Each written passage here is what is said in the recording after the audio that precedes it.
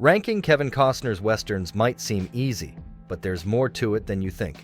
For example, number 5 on this list could have been a game changer for Costner's career if it didn't tank so hard at the box office.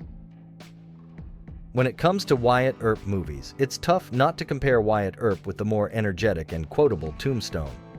Released just 6 months apart, these two films were destined to compete.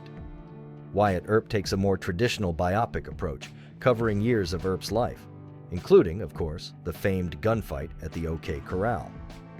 But here's the problem. Wyatt Earp drags. It's long, a bit sluggish, and lacks the excitement you'd hope for in a 3+ hour western. The cast is solid, and the movie looks great, but it never quite sucks you in. It's not terrible, it just doesn't have the spark that could have made it memorable.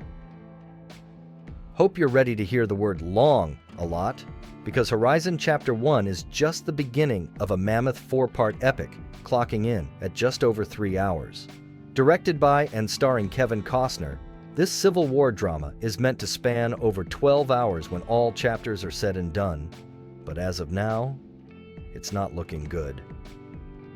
Chapter 1 flopped at the box office, barely pulling in $1 million on its opening weekend, and Chapter 2 is already delayed after a rough reception at Venice. Critics are calling it bloated with too much setup and not enough payoff. Time will tell if future chapters can redeem Horizon, but for now, it's fair to say this might be one of the weakest entries in Costner's career. Not just his worst western, but his worst box office performer as well. Let Him Go is a standout in Kevin Costner's western filmography for a few reasons. It's under 2 hours, set in a more modern era, and it's not directed by Costner. The story follows a retired sheriff and his wife on a mission to rescue their grandson, and it's a solid, underrated neo-western thriller. It hits the beats you'd expect, but it does so with a kind of quiet intensity that makes it a perfect rainy afternoon movie. Costner and Diane Lane shine in this one, and while it doesn't break any new ground, it's a rewarding watch. Released during a quiet decade for westerns, Silverado was a bright spot in an otherwise uneventful time for the genre. With a star-studded cast featuring Kevin Costner, Kevin Kline, Scott Glenn, Danny Glover, and Jeff Goldblum, this big-budget western manages to blend old-school charm with a revisionist edge. It's a little uneven at times, but it's a lot of fun. Silverado might just be the best western of the 80s, not that it had a ton of competition. Still, it's a throwback that succeeds in reminding audiences why westerns were once king. Open Range is one of those movies that flies under the radar.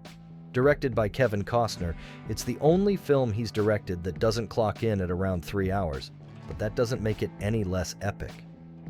It's a simple story about an ex-gunslinger forced to defend himself against a corrupt lawman, but what sets Open Range apart is how well it tells that story. Costner is solid, Michael Gambon plays a great villain, but Robert Duvall steals the show. It's a rock-solid western with great characters and a compelling conflict, making it one of Costner's more underrated films.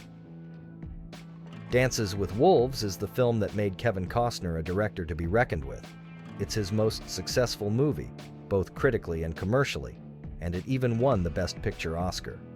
The story of a Civil War soldier finding a new way of life with a Sioux tribe, Dances with Wolves is a sprawling epic that tackles themes of prejudice, redemption, and belonging. Sure, it's broad in some areas, but it's also deeply empathetic, with a personal story woven into the larger-than-life narrative. This film is a classic for a reason.